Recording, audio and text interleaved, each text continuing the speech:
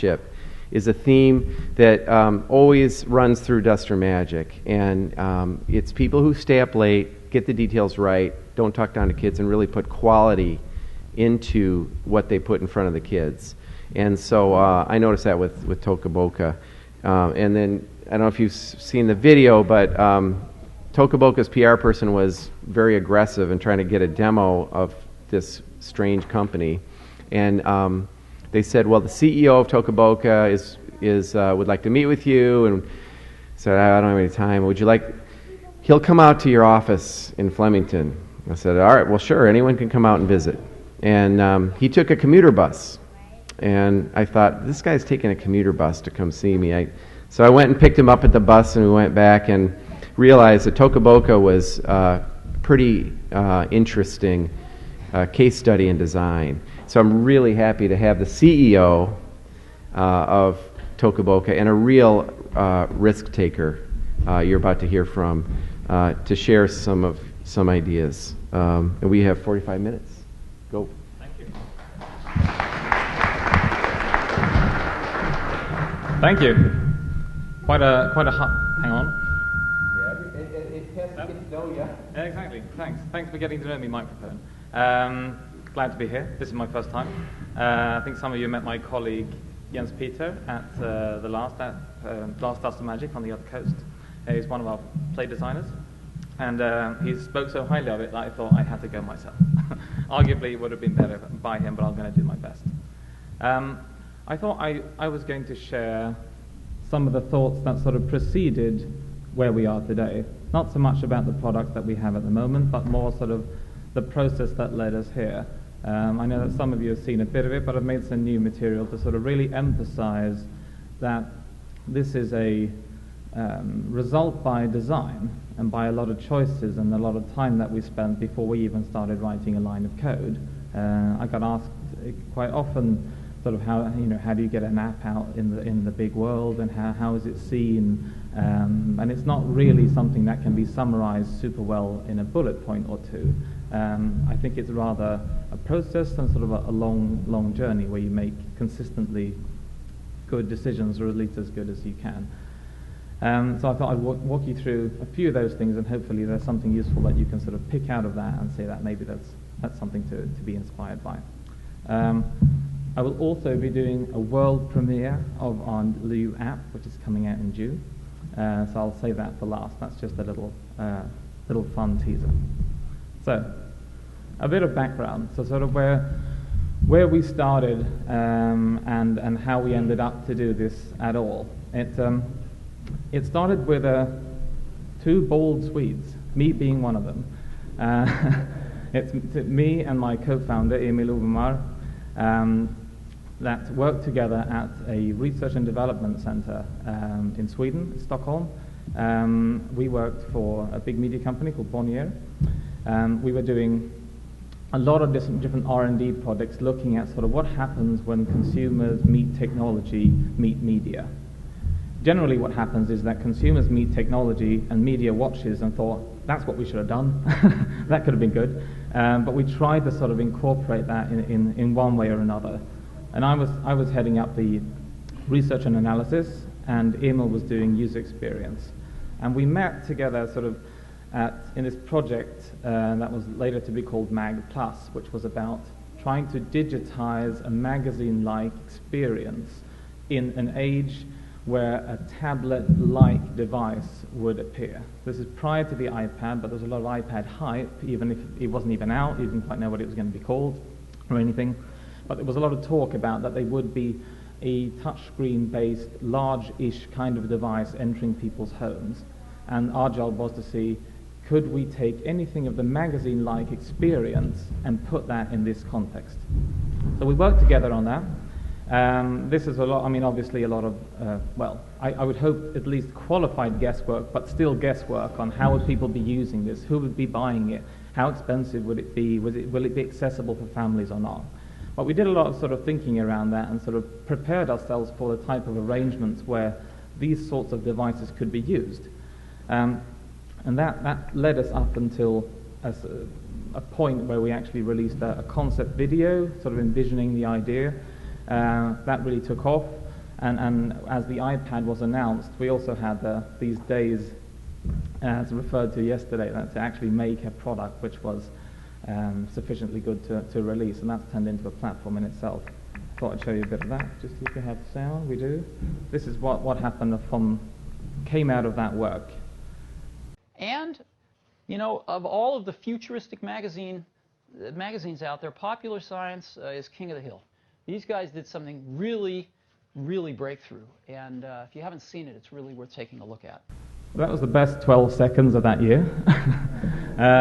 We did it together with our magazine divisions and sort of used Popular Science as the title that we work with to try to see sort of what is a similar sort of experience to the regular magazine.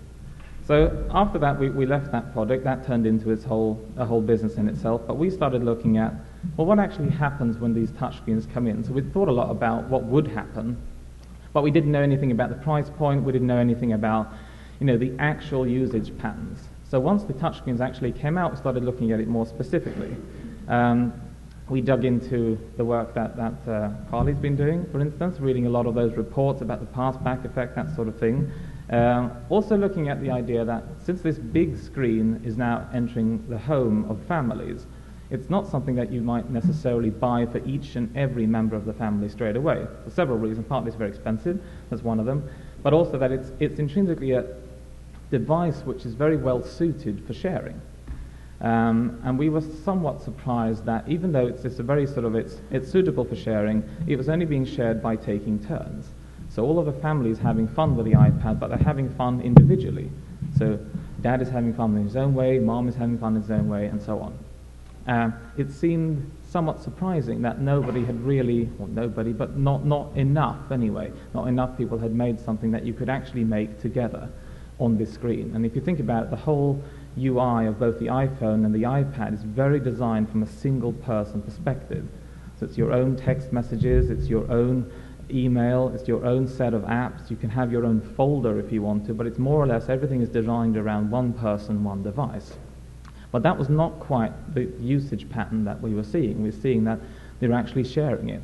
It's the notion of a shared screen. So both the iPhone is being shared to the backseat of the car and so on, but also this larger screen being shared in a family context. And what would happen if we started to make or look at something, an experience that was more designed around that type of behavior? So that's what started us thinking about it. Led us to the notion of sort of kids and play. And we sort of thought we set up a few criteria. I'll get back to that later, but this was a few of the things that came out of that, sort of thinking that it should be something around preschoolers, probably something which should be primarily fun. That's the sort of the key element that we were looking for. Based around touchscreens, since we just thought it was amazing that these touchscreens were suddenly available to kids. You know, we should really utilize the fact that they were there, because if I try to sell you a product in the way that the iPad is, you would never buy it for kids because it's too expensive. It sounds crazy. Like, why would I buy, if you've never seen an iPad and I try to sell you a device which is $700 and made out of glass and give it to a 3-year-old, that sounds like a really bad idea. But still, that is what's happening. And it has already happened. So that we didn't have to, since this strange shift had already taken place, we thought we could make some interesting software, seeing as suddenly we have sort of disproportionately amazing hardware accessible to kids in a way that's normally, generally speaking, does not happen. So this was a fundamental shift that we thought we had to utilize this exciting fact. We knew very early on that it has to be play tested very, very often, very thoroughly, and again, going back to the idea, it should be something that you can play together in one way or another. So this sort of started a research project in itself. So this turned into its own little thing. I left the R&D department. I took Emil with me, and we sort of created this idea together. But since we had this R&D background, we can actually justify, let's actually spend some time before we start. So let's dig into this and make sure that we know what we're doing, at least as far as one can know, but at least we have an interesting foundation to stand upon. So that led us to sort of looking at play, toys, and games. And this is primarily Emil who did a lot of this work. So we started by looking at, well, who's actually out there? You know, just mapping everything, trying a lot of apps, just really having a dive into the amount of products which were out there. And we were fairly late. This is the autumn of 2010, so there was plenty of products in the market.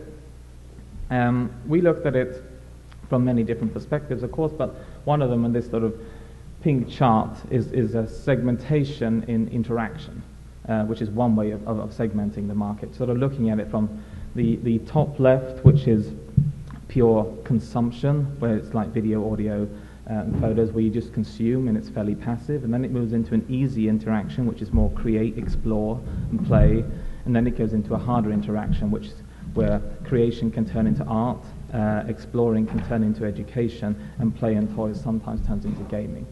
Everything is not necessarily linear in that way, where things can stay in one specific place, but it was a way of thinking about the market and what was out there and who's trying to do what. This was a good start.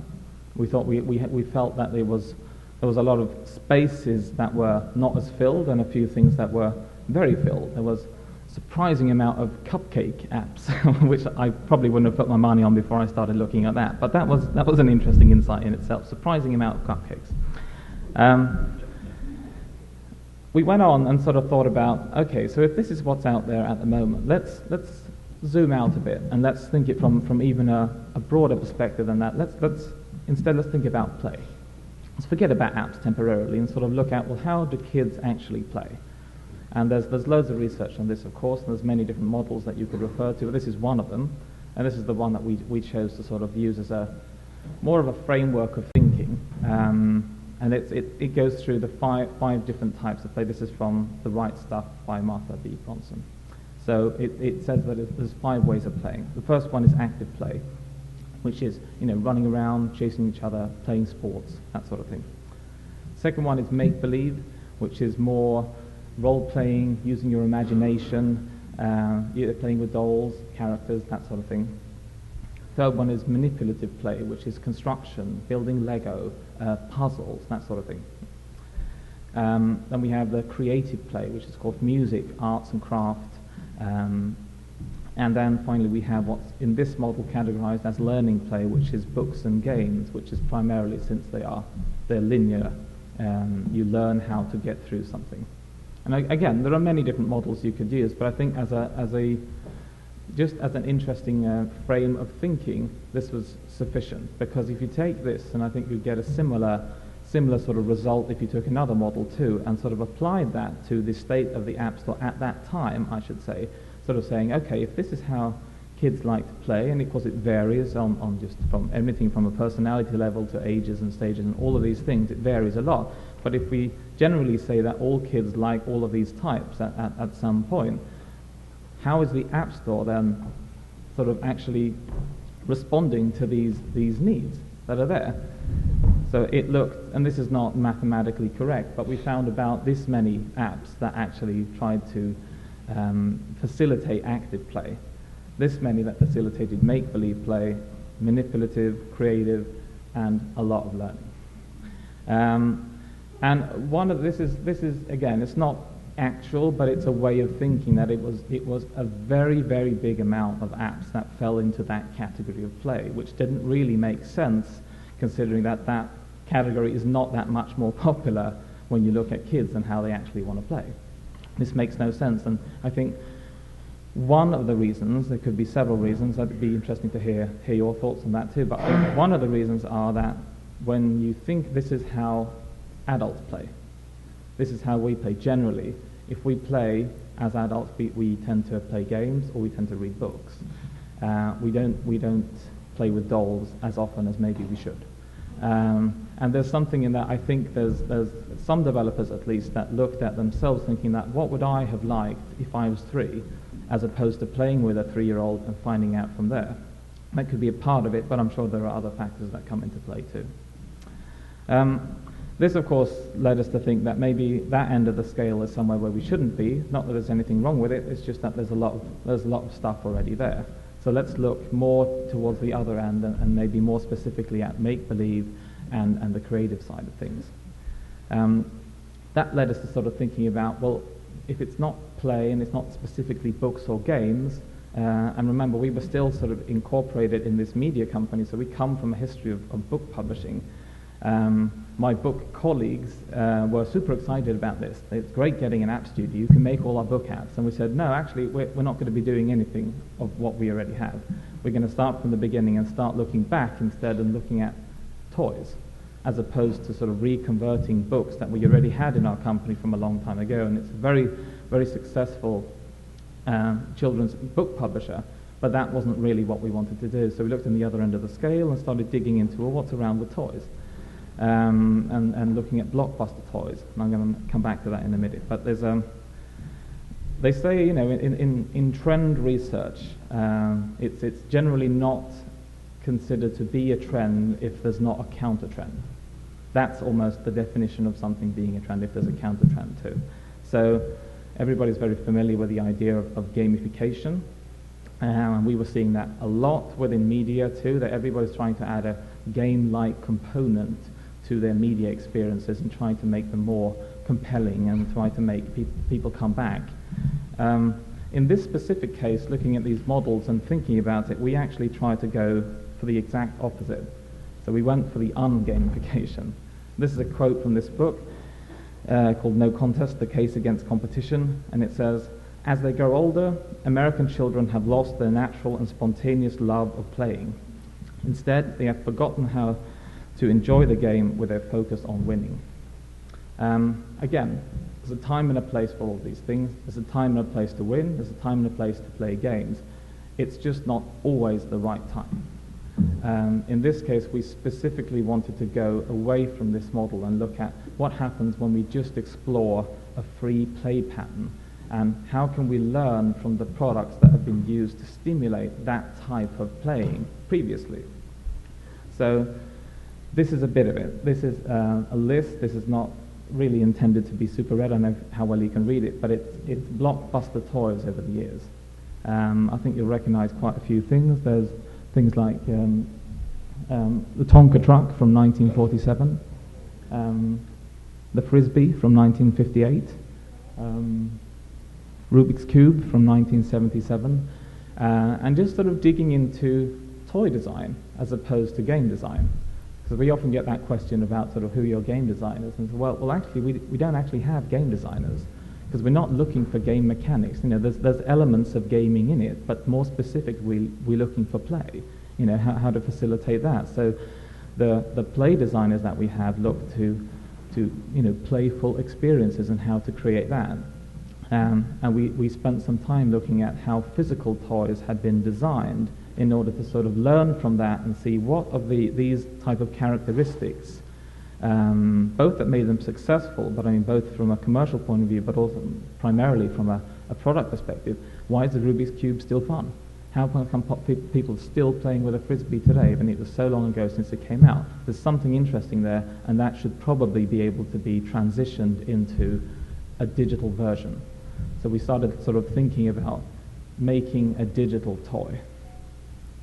So this is a lot of the work that Emil was doing. There's loads more behind this. We spent a lot of time looking at technology and the actual technical prerequisites of things too, what's possible to be done, how can we utilize the gyroscope and the accelerometer and all of these things in the devices. But in parallel of that, I did a lot of the work around the strategy and the business of things, because in order to actually make this sustainable, we had to learn a lot more about the environment that we were going to get into to make sure that we didn't just make a great product, throw it out there and hope. Because I mean, it would be amazing to become Angry Birds, but that couldn't be the strategy. Like, let's just hope that we get super featured by Apple and that it just explodes. That was always going to be a bonus if and when that ever happened. And I started thinking sort of originally around the idea of a digital economy of scale. And I don't want to dig super deep into business, but I think it's important to emphasize that all of this we at least had a theory around before we started, to make sure that we created an environment where these creative products could actually be viable as a business too. Because if they weren't, we were going to get cancelled, you know, because it wouldn't work out from us. So we have to try to find a balance between these two. If we want to put these products out in the market, we have to find a viable way of actually doing that, because otherwise our lifespan will be very short. And the digital economy of scale generally says that, well, look at the regular economy of scale, which is the one to the left, which is more or less says that the price for each unit when you make something in general production reaches a certain point, and then you get diminishing returns. So it actually gets more expensive to produce every single item. It comes like, say you have a shoe factory, so you can make 150 pairs of shoes. So we have to make 151, you got to buy a new factory to make the next one, and so on, and then customer support increases, and then marketing spending, and so on. So it reaches a certain point where it actually doesn't pay to get bigger. This is the digital economy of scale is the opposite. It always pays to be bigger because the cost curve will always go straight down. This is important because we're Swedish. We're used to making digital products that appeal to people in a country that have 9 million inhabitants. This is hard. If you think it's hard making things in the US, it's very hard to make anything financially viable when you only have 9 million inhabitants to begin with. We started looking at sort of emerging markets and found out that there are more. I think Indonesia has an internet penetration of about 12%. There are more connected people in Indonesia than there are people in the entire Nordic region. So we sort of really have to get our heads around. We've got to forget about Sweden. We've got to forget about the Nordics. We have to make something which has a global appeal for this to be viable from the beginning and look all over the world from the very first start. I spent a lot of time doing market research. I've done a lot of digging into all these figures. This is one I just thought I could share. This is, for instance, this is from October last year, so it's not super fresh, but it's the shipments of the iPad is to the far left, and then Amazon Kindle. The other tablets at that time had so low shipping that they can't even be measured in that way. That's how small that market is. And then iPhones and Androids in shipments. However, if we look at software sales, which is the business that we're generally in, it looks like this.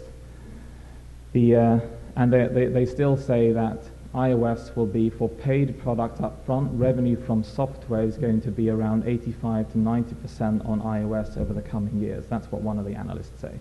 This is something that you need to be continuously looking at all the time, but it was important to us to focus on the right platform to make sure that we did the right thing at the right time. It's not a bad thing to be on several platforms, definitely not, but it's a matter of focus. So if you can feel that you can actually manage making these products sufficiently well on all products at the same time, then I think you should.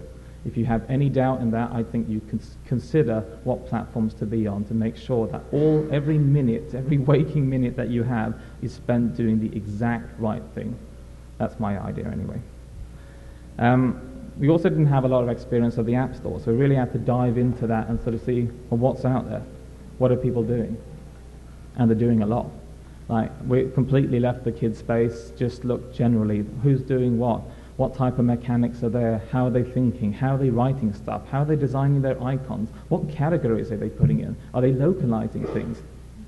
Just really digging deep into a very, very wide set of products all over. Not necessarily because you could use every bit of that, because there's a lot of things that you do for regular apps that certainly doesn't work in kids' apps, but it's good to know. It's good to know, and it's good to understand the mechanics. Why is this such a big hit? And then you can choose whether you want to do it or if you don't. Like, we chose very early on that we wouldn't use in-app purchases, for instance. It's not necessarily a bad thing. It's just we thought that iOS was not designed to take care of that mechanic properly for kids, but it's obviously a brilliant monetizing mechanism for a lot of other apps, and arguably it could work very well, and there's examples of that in the kids app market too. But we chose not to do that at an early stage, but it was important to understand it. Yes. In-app purchases. So because we thought that it could be difficult, and it could be a backlash. There was a lot of talk about Smurf Village and these sorts of things. Again, I'm not drawing all of those over the same edge, but I'm just saying it's complex, and it's something that you need to be making a very active decision whether to do or not. And I think there's more answers out in regular apps too that can be applied to this market. Spent a lot of time doing branding. These are the first sketches. Or not first actually, but sort of when we at least were getting somewhere near. We worked with a great designer to try to get the idea of things. This is different versions that then led into this. Just a lot of tweaking and kerning of fonts and sort of, what angle of this semi-squidgy little font are we going to use? And that sort of, in the end, led to this beautiful logo. On the side of that, we did a lot of strategy planning. This is the first Excel document that we did. Needless to say, this was never used because it's utterly worthless and completely wrong. But it was fun. It at least gave me a sense and idea that, yes, this is going to work. Complete waste of time from an actual,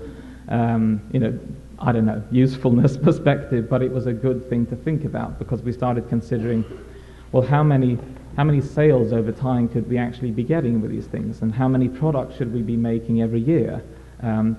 How much time can we spend making each product? What's actually viable there? What should the pricing be?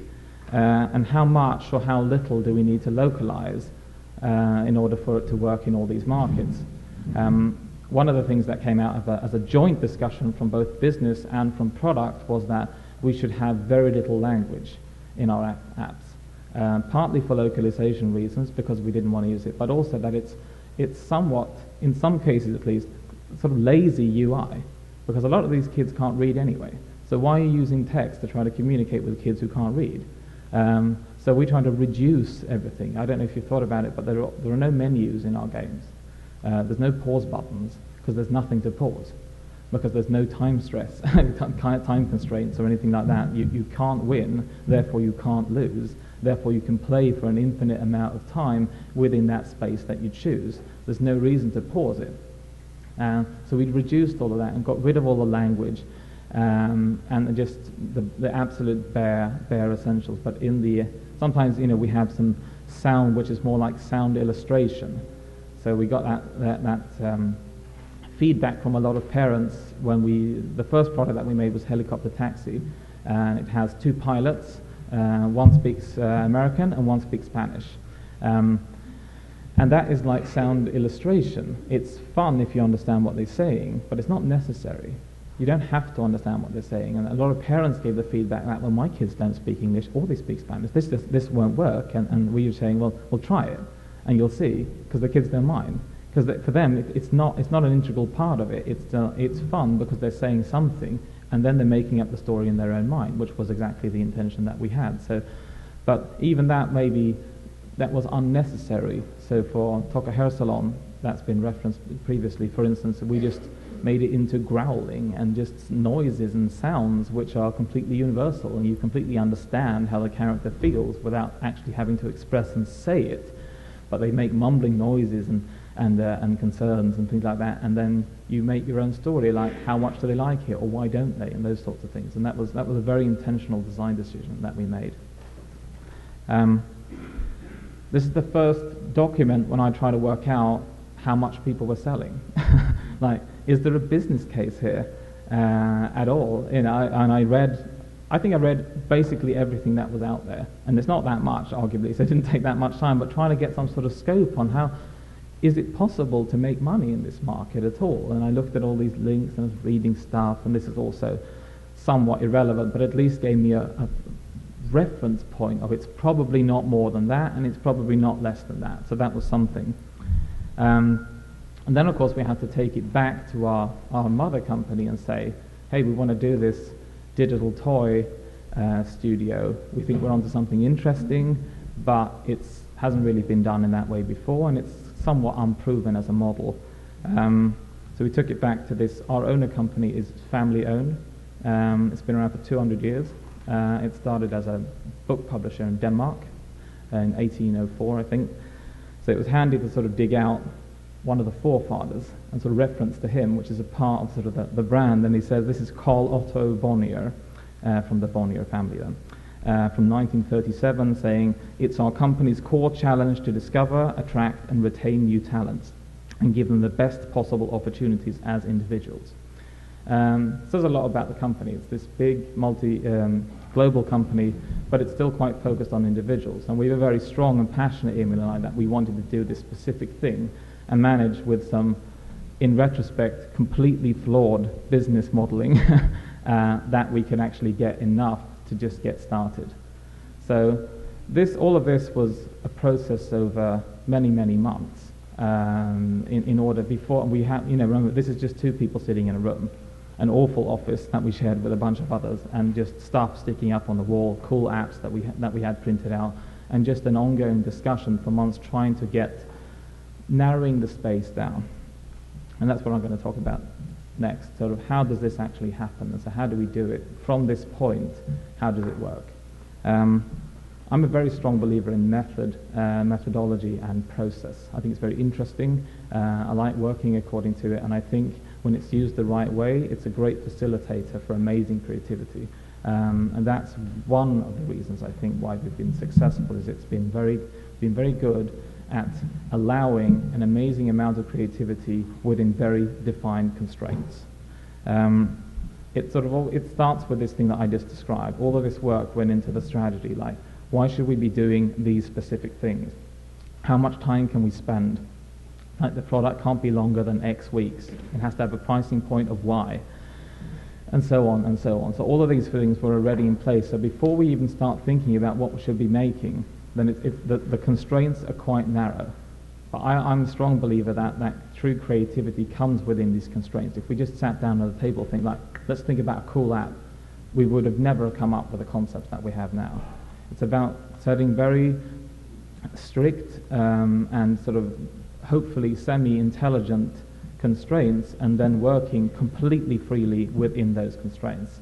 Well, I don't go in and move things around in the products whatsoever. I completely hand that over to the creative team and let them do things. And there's characters like the guy called Harry in Toca Hair Salon with the orange hair, who looks a bit creepy. That was close, but I thought, all right, let's let that slide, because that does not look like the general aesthetic. He is a bit weird, eerie, and we do get quite a few reviews saying, I'm scared of that dude, I don't know why you put him in the game. But there's something interesting about that, because it adds a dimension of it's different, and that is what people look like sometimes. Everything doesn't look like the general aesthetic. It's fun having that sort of character in there too. So I allow a lot of sometimes, from a business perspective, strange decisions to take place, as long as they're within the constraints that we had from the beginning. This then leads to the concepting phase. So once we've whipped that down, we start to thinking about, well, what should we actually do? I've presented before talking about a sort of a long process. We've changed that somewhat, but the basic idea is still the same, that we have thoughts around themes, maybe. Let's do something about a hair salon, or something about going to the doctor, and then we sort of just test. We try to we paper prototype a lot and just test it. So for instance, Toca Boca, that some of you may have tried, started originally as an idea where you put your phone on your arm like a syringe, and then you press on the screen. So like you could use it as an X-ray machine for your real body, and it's more like using it as a tool, like the iPhone as a doctor tool. And that turned out to be sort of abstract and quite difficult to do, and then it sort of morphed into something else, but it was still around the same familiar theme, and we've been doing a lot of that, sort of picking up patterns from like playing store. I think all kids have done that. That's familiar. And picking those up and sort of seeing how could we use this in a digital context and still make it feel relevant. So a lot of work around sort of concept and really sort of narrowing it down to something which is quite finished.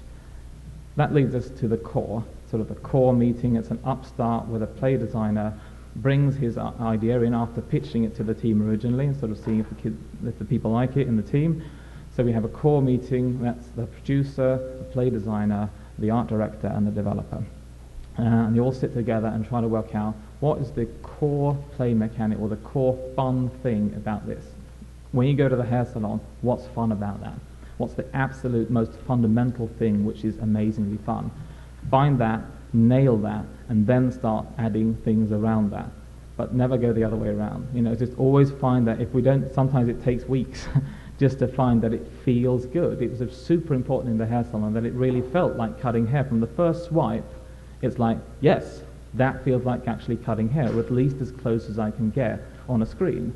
So there's something interesting there, and have to find that actual super nice mechanic to get that to work. So Like the core is the whole team getting together, adding their own expertise, and sort of really molding and shaping this idea of a hair salon into what we're actually going to do, what's it going to look like, and so on. That then leads to testing. How does this work? You know, even with the best brains in the world, you're never going to know entirely until you actually test it. So more sort of specifically, it looks like this. It's whittling things down in a funnel almost. So the strategy gets us down to one certain point, and then the concept gets down to one point, and then it's it's core, and then it's test, but then it's core and test, and on and on and on, and that's a loop until we get it right. So it just goes on and on and on until we find it and we feel that we've got it, and that's when we're finished. So that leads to the finished product eventually.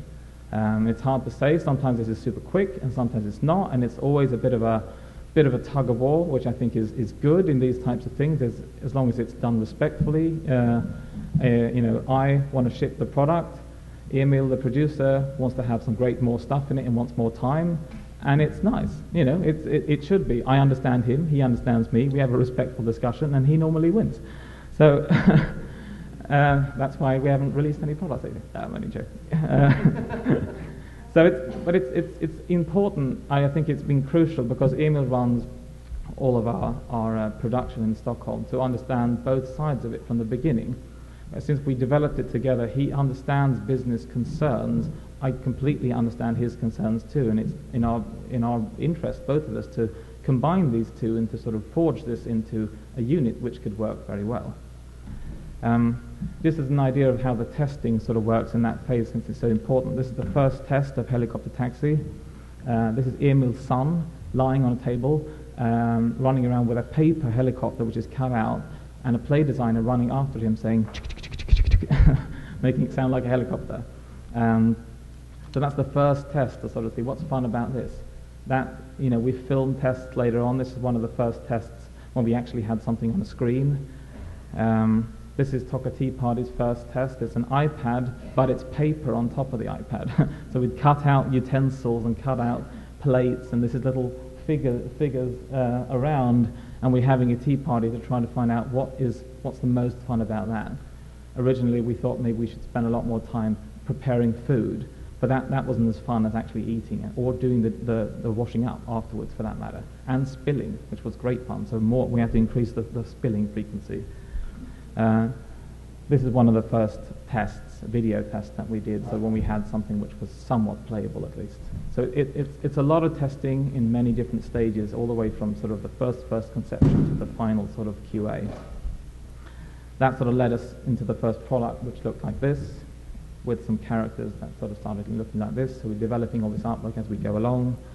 And then Toca Tea Party turned into this sort of product with a lot of juicy, nice cakes and quite a few spilled drinks. So all in all, we've made so far 12 products that look like this. You may recognize a few of them at least, and that's where we are at the moment. We're set to release around 10 this year, 10 new ones, and I thought I'll finally show you what we're actually making at the moment, which is going to be out in June. That's me supposed to say, hooray!